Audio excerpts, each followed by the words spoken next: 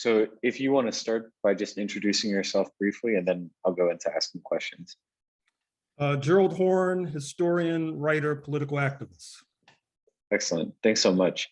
So I'm curious to kind of begin by framing the conversation around a theme throughout your work, which is the United States as a counter-revolutionary force throughout the world, and as a settler colonial society, that being intrinsic to the United States. I've came upon your work by reading about a subject of interest to me, which is South Africa, and reading about, you're writing about the United States support to the apartheid regime and the United States involvement against the Angolan liberation movement, the South African liberation movement, and the Zimbabwean liberation movement, and then also seeing the parallels that you draw in other instances, the United States intervention in Haiti after its revolution, and helping to create and establish the Dominican Republic. So I'd like to talk about this theme in general, which is the United States and its counter-revolutionary tendencies throughout the world and in the global South in particular, particularly against revolutionary national liberation and Marxist movements. Let's start by talking about the subject that I brought up first, which is the United States against the South African, Angolan, Zimbabwean, and in the Southern African liberation movements. And then I'm also curious about in Haiti as well, as the example you wrote in your book about the Dominican Republic and how it was started, and how this all relates to the US and its establishment as a settler colonial society, and the prospects in general, something we're interested in talking about the foolishness of patriotism in this country, the foolishness of thinking that something can be built out of a settler colonial society, that there can be such a thing as socialism in a settler colonial society. This is kind of the critique that we're interested in showing how the United States has destroyed liberation movements around the world, how this limits the opportunities for creating something like socialism in this country when it's still constructed as a settler colonial society. Well, I'm not sure where to dive in. Perhaps you should ask me a specific question, but I'll just begin. I'll just make a few points off the top, and then you can ask me a specific question.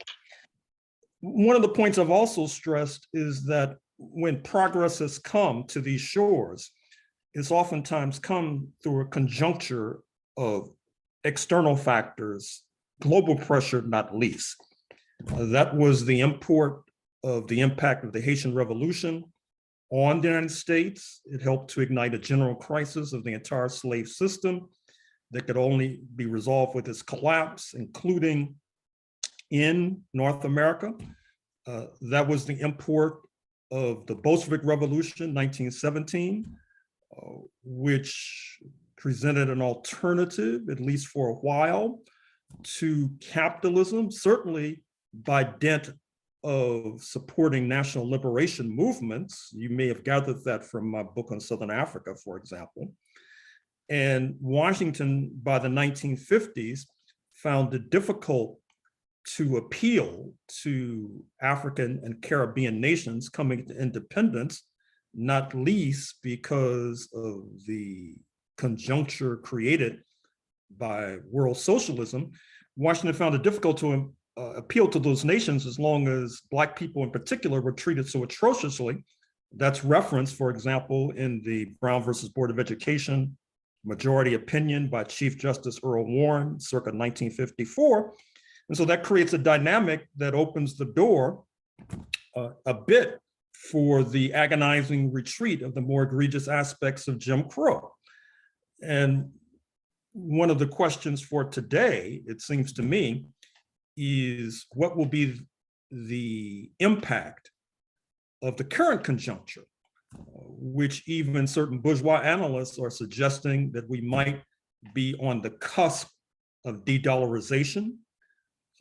The Financial Times of London acknowledged that we're already in a multipolar monetary world, a transition away from the unipolar world that emerges in the 1990s.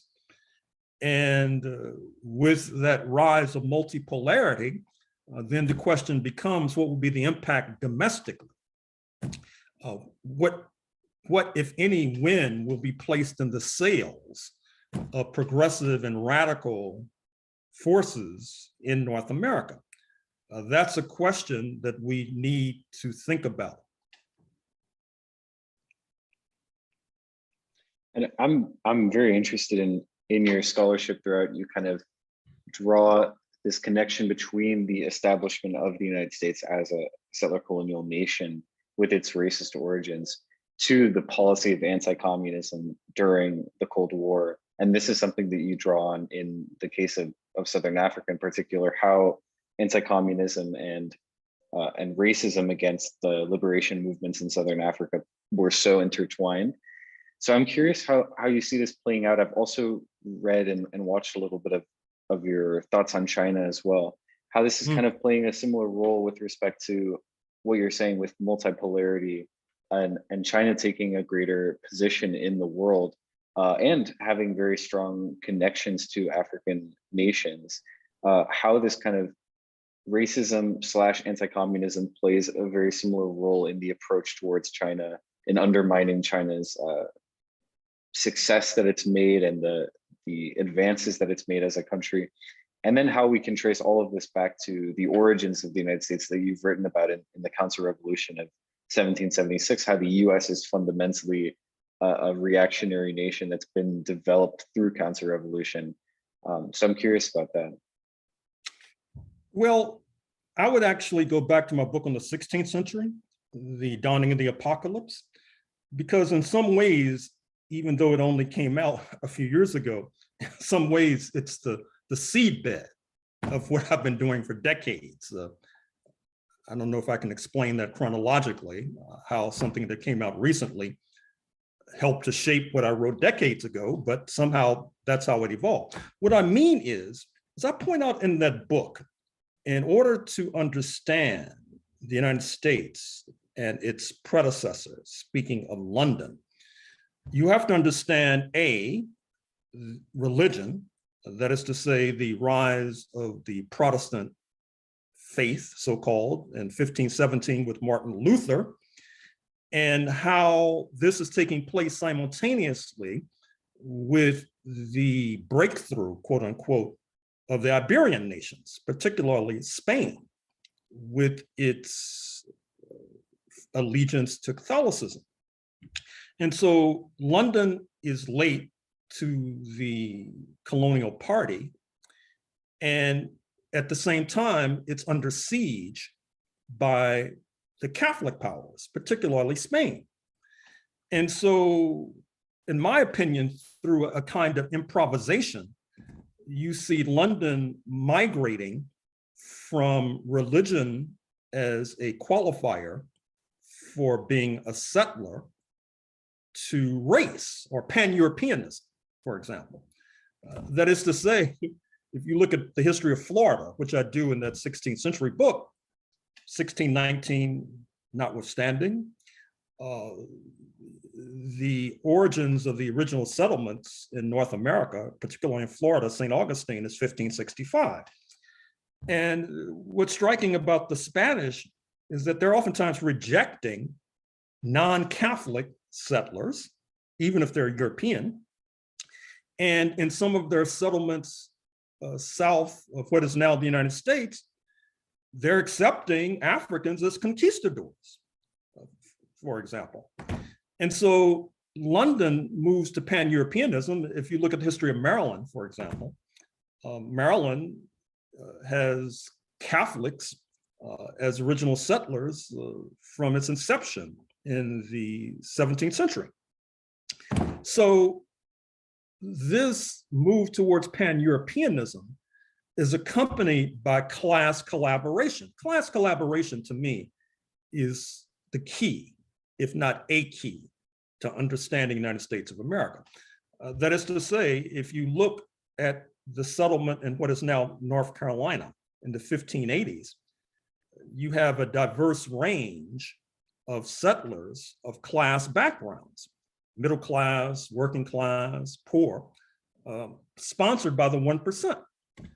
And that kind of class collaboration helps to shed light, fast forward, to the election of 2020, when Donald J. Trump received 74, 75 million votes, mostly from Euro-Americans of various class backgrounds.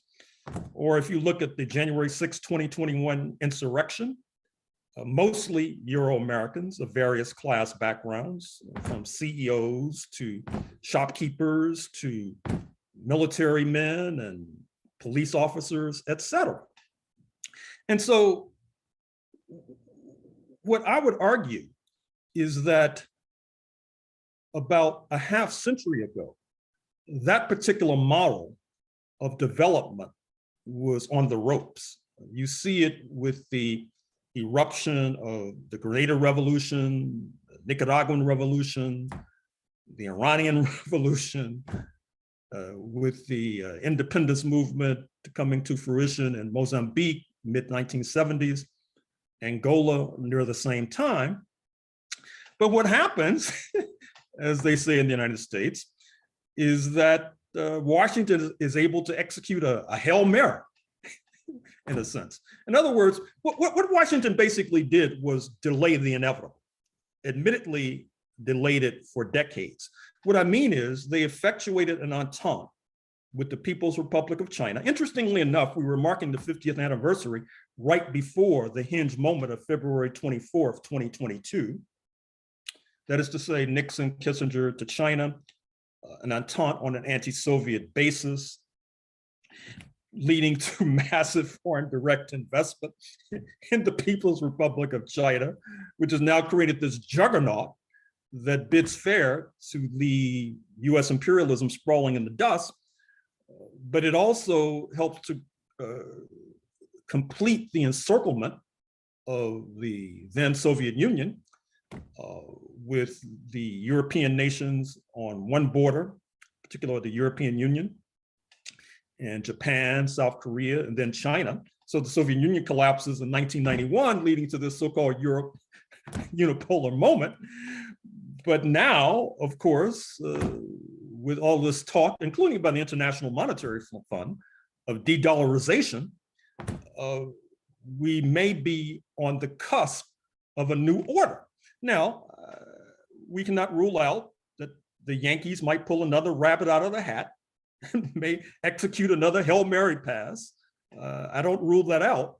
But right now, the trend lines seem to be running against the Yankees.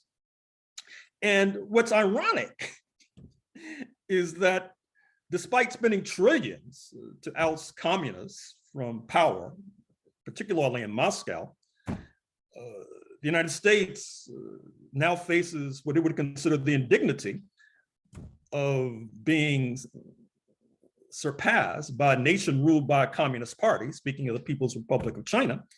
And then, given the racist origins of this country, a country that is not as the British used to say, of pure European descent. And so this is one of the ironies of history. If you went to Hollywood with that screenplay, I'm not sure if you could peddle it, but that's really what it seems that we're facing right now. And I'm fascinated by this because I think it, in the context too of the post-Cold War period, in reading about, for example, what you've put out about NATO as well as an organization, NATO being this, as you said, pan-Europeanism, particularly kind of this Atlanticism of the historical connection between the United States and Britain and Western Europe. And it seems also to be like, I mean, I've been reading a lot recently about the global expansion of NATO as kind of the expansion of global white supremacy as well. And I always find it fascinating, I guess, to situate this in the context of the counter-revolutions in Southern Africa, that South Africa under apartheid wanted to join NATO and participate in NATO and almost was accepted by the United States because it probably saw, of course, the rhetoric of anti-communism, but then that is also a level of solidarity with a fellow settler colonial white society, white supremacist society during apartheid. I'm curious how the liberation movements in Southern Africa kind of reveal the United States real kind of anti-communist, and it is anti-communist, as well as the underlying aspect of white supremacy, and that NATO, of course, has expanded beyond just being the North Atlantic. It's become a global military organization for white supremacy now. You know, the United States and Canada, but also making these expansions into Libya, into Iraq, having this alliance with Colombia. Then you have the Australia and India, the Quadrilateral Organization. So this is a global military alliance for the perpetuation of not necessarily all being themselves European nations, but to preserve this kind of pan-Europeanism, white supremacist domination, and white monopoly capital domination. And so I think that that's curious to trace the lineage from the United States counter-revolutions during the Cold War, predominantly being both anti-communist and anti-national liberation and racist counter-revolution, to today, where, as you said, the struggle is against the rising non-European and non-white power in China. And how do you think the mask is kind of slipping on this, that you know, the rhetoric of anti-communism has historically been used during apartheid in South Africa? That was the rhetoric. It was about, we can't let the ANC and the Angolans win, because if the MPLA wins, it'll be Moscow and Luanda. And there is a subtle underlying to this, which is obviously racist. And now the mask is kind of slipping with the way NATO has begun to operate in this outright, you know, intervene in Libya with no mandate, no, you know, clear goal beyond removing an African head of state who's challenging the U.S. hegemony. Well, just a few footnotes. This is why we always have to keep studying. I just found out today that the head of Sequoia Capital, which is a venture capital firm in Palo Alto, helped to get Apple, Google, et al. Off the ground, is Roelof Botha, the grandson of Pik Botha, who was the foreign minister in the last apartheid regime, interestingly enough. And also, of course, we all know about Elon Musk and his roots. Apartheid Clyde, as some people have called him. Apartheid what? Apartheid Clyde. I think somebody called him that. Oh, I see. Well, you know, it made me, somebody needs to do a study of, you know, in my book on Southern Africa, I trace some of these connections, but then I sort of cut off in 1994. I mean, that's 30 years ago. Yeah. Roelof Botha is only 48. So let's say he was a teenager at the time I cut off my study. So it made me very curious as to what other kinds of connections, because Sequoia Capital is a very important pillar in US monopoly capitalism, just like Elon Musk is a very important pillar. And so somebody needs to do a study, you know, pick up from where I left off. The other point that I would make is that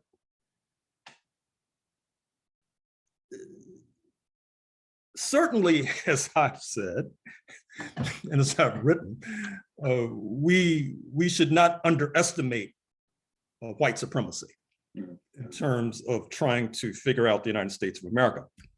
But we shouldn't overdetermine it either, because as I've also tried to point out, I mean, obviously the deal with China, as a matter of fact, you know, I lived through that period.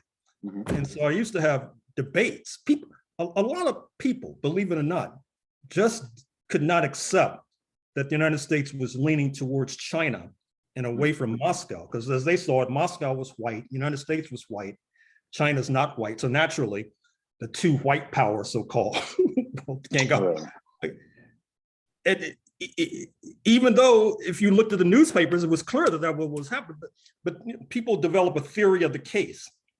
And if inconvenient facts enter into the fray, they dismiss the inconvenient facts and stick with the theory of the case.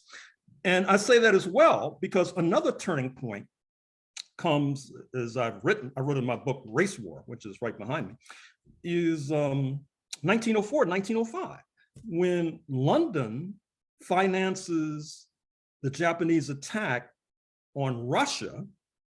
Now, of course, I assume that many people back then would say, well, no, Britain is white, Russia's white, they're going to gang up on Japan.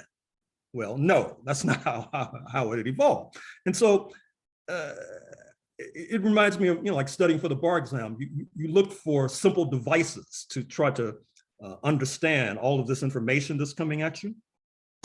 But obviously, you should not oversimplify, because obviously, as Du Bois, Ho Chi Minh, Nehru, Sun Yat-sen of China all acknowledge, 1904, 1905 was an absolute turning point in world history. It leads directly to the Bolshevik Revolution of 1917. Then Japan pays back London by seizing its cash cows of Hong Kong and Singapore, 1941, 1942, a devastating blow to the British Empire from which it hardly recovered post 1945. And so I say all this to say that on the one hand, I think part of the problem that some have, certainly not most Black people, but some non-Black people, is that race is an unscientific concept, and so therefore you can sort of dismiss it because it's unscientific. I mean, that's just like saying religion is an unscientific concept, so you can dismiss religion. I mean, I think that's ridiculous. But at the same, you have to take it into account, but you shouldn't overdetermine it. You should always, of course, keep your eye on the class question, on the financial question, the monetary question, the economic question. At the same time, you're looking at all of these other factors as well. And so that would be my convoluted response to your intelligent question. And I think this kind of attests to the fact that of comprador nations that are involved in upholding the United States as a rule and white monopoly capital's rule. And I mentioned Colombia as one country. Obviously, it's particular regimes in those nations, but its joining NATO is deliberately designed to be part of this continued U.S. war on Latin American revolution, of course. So it's like you said, it's a changing. Even though NATO is this global force, it's obviously not just European anymore, and that has to be taken into consideration. And as you mentioned too, Japan, South Korea are very much part of this goal of US military dominance against China. I'm hoping that Japan and South Korea can be peeled off, but as they say in the United States nowadays, hope is not a strategy. Right. And so we'll need something more substantive than hope. Right. But just looking at the forces, I mean, given the fact that China is such a major market for South Korea and Japan, given the pressure placed on South Korea and Japan from North Korea, given the unsteadiness of India and the Quad, that is to say, Japan, Australia, India, United States, but India irking Washington by speaking in soft voice about Russian intervention in Ukraine and using ruble trade to circumvent the dollar, to buy Russian goods, particularly oil. So those forces might ultimately congeal and allow South Korea and Japan to be peeled off, but we shall see. Certainly, Japan has hardened its line in recent days. I mean, you may recall that during the 2014 Olympics in Sochi, which was boycotted by many of Japan's allies, the Japanese prime minister showed up for the most part. And because, of course, Japan wants to retrieve the Kuril Islands from Moscow, which Moscow seized 1945 during World War II. But of late, the line has changed in light of Ukraine. And part of the long-range consequences of the Ukraine crisis might not only be de-dollarization, what we also have to figure out is the impact of German rearmament and Japanese rearmament, which are in motion. It's almost as people forgot the lessons of World War II. interestingly enough, a footnote with regard to German rearmament. One of the things I'm trying to figure out, and this is what you and your comrades can do, is so Germany is rearming. They decided to buy these advanced fighter jets from the United States, but not from France. And France and Germany, they're supposed to be comrades in the European Union. So I'm trying to figure out, why didn't they buy those jets from France, which of course makes a similar product. And then of course we have to pay careful attention to the French elections in a few days, with Macron being challenged from the left and the right. And if he falls below what the poll, well, let's say he's defeated, that's an earthquake, quite frankly. I mean, that's seismic proportions. Even if he wins and Mélenchon, the left, has a credible turnout, that'll be significant. And even if the right has a credible turnout, that'll be significant, because the way we can interpret that is that the imperialist powers, with their demonizing of the left, that inevitably, like a seesaw, pushes a certain sector of the electorate towards the right. And then that certain sector of the electorate, which may want to object to the imperialism, French imperialism, and their warmongering in North Africa and Northwest Africa and elsewhere, might feel that their only alternative is to vote for the right. I mean, that may be seen as a tortured rationalization, but there might be something to that. So in any case, I would urge you and your comrades to keep a careful and close eye on these events as they're unfolding, because, as I said, I think we're living through a very propitious moment with all sorts of alternatives, all sorts of roads that are open, and nothing is guaranteed. Because as I said, the Yankees, they might pull off another Hail Mary. Well, I think first, to take what you said about France, for example, we've all been following the election to see in particular that 8 of the 12 candidates who are polling above the important candidates are against France staying in NATO. There's always been that streak in French politics of being against NATO, and France, of course, left NATO under de Gaulle and then eventually joined back. Of course, Macron is one of the incumbent who is in favor of staying in NATO. So there's this clear kind of back and forth within France about whether to stay under the US aegis, basically.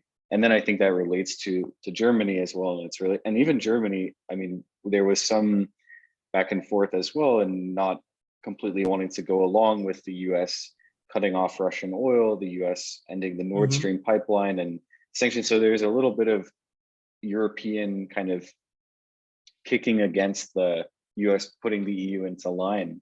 And I think that reveals that one of the primary opportunities within this conflict is to see the NATO, EU, US kind of alliance very much the foundation shaking a little bit, because this pan-Europeanism, or this this white order is kind of shaking with this. And I think that for us, what we've been most interested in is kind of the response of nations in Africa and Latin America and in Asia to this crisis, because it will have major effects for them. It'll have a lot of effects in Syria, of course, for China, for Venezuela, of course, and their responses have all been pretty fascinating to see this as an opportunity for this kind of conflict to take advantage of it, and to take advantage of this crisis to, as you said, to de-dollarize, to try and get out of the auspices of the US finance regime if possible. So I think that's a curious front to kind of examine. And that kind of leads to my question as well, which is, for those of us in the US who are dealing with the fact that the US, with its kind of settler colonial structure politically, it precludes a lot of political opportunities, to say the least. Our focus as a group has predominantly been then on the global south, to see that this is where there is revolutionary potential to try and throw off the US and to have some alternative. And that's led us to kind of focus on anti-imperialism as the first priority of any group, uh, operating in the US, being against NATO, but not just against NATO, being against the US still, and using this as an opportunity to eliminate US sanctions against Venezuela, to to use it to weaken the US support of Israel as well. So Mhm. that's kind of what I'm curious about, is how do we use this opportunity, as you said, this hinge moment, uh, to the maximum opportunity for anti-imperialism, to reduce the US dominance of other nations abroad, and what opportunities and possibilities are there? Well, as you were talking, I was thinking of the assassination of Aldo Moro. I don't know Hmm. if Yeah, you remember. and the years of lead in Italy. Yeah. Yeah, very, very interesting moment Hmm. because I think that was a kind of signal Hmm. to these centrist leaders in Europe. Hmm. And this could befall you too. Right. Yeah. Reminds Exactly. me of the US bombing of the Belgrade embassy in the Uh-huh. 1990s during the Hmm. NATO intervention. It was a punch in the nose to China, Hmm. accident rhetoric notwithstanding, Hmm. and a signal as to what might come. Hmm. And with regard to Israel, it's going through an interesting period right now. On the one hand, of course, you saw the meeting of the foreign ministers of the Abraham Accords, Hmm. Anthony Blinken joining them. On the other hand, there's upset in comprador circles in Israel, those circles close to US imperialism, about Israel trying to walk a fine line on the Ukraine Right. crisis Yeah. and posturing as neutral. Mhm. But of course, in that regard, it's in alignment with its neighbors. Mhm. That is to say, the UAE abstaining on certain resolutions concerning Russia, Right. the Saudis, according to the Wall Street Journal, not accepting Mr. Biden's phone calls when he Mhm. was trying to get the Saudis to pump more oil. That was in the Wall Street Mhm. Journal weeks ago. Mhm. Um, the continuing upset in certain parts of Africa about the Libyan intervention Right. and the exceeding of the UN mandate, which led to the abstentions of so many African nations on the General Assembly resolution on Russia, Ukraine. Right. But more to the point, I think that with regard to many student organizations, for example, I don't know if there is still a US Student Association, for example, there used to be. It was sort of an umbrella of all the different student groups, official student groups across the country, pushing anti-imperialist resolutions within that framework obviously would be quite useful. Uh, Reviving organizations that used to have significant impact, the anti-apartheid organizations that had a strong impact on campuses, Right. CISPAS, the Committee in Solidarity with People of El Salvador. We need more of those kinds of organizations. There is an existing framework of Cuban solidarity that could be a stepping stone to that kind of Latin American solidarity, particularly you mentioned Colombia, in light of these upcoming elections. Once again, it could be very significant, particularly if Petro wins with his vice presidential candidate, along with Boris in Chile and keeping Castillo afloat in Peru. And of course, the big enchilada of Brazil coming up soon. So my opinion is that an organization such as yours, you don't need advice from me, because I don't really know the landscape at Cornell or Ithaca or in that region, but I do know there are a number of campuses in that region, and there's a fair amount of activism that hopefully could be generated um, in that region. So anyway, it's 4:34, so or 5:34, so I Yeah. guess it's time to sign off. Yeah. Well, thank you so much for taking some time to speak with me. I really appreciate it. And I'd love to continue to be in touch. I'll send you our journal as well, and the link to the interview once it's published. Right on. Awesome. Okay. Thanks so much. Good luck to you. Thank you. Take care. Bye-bye.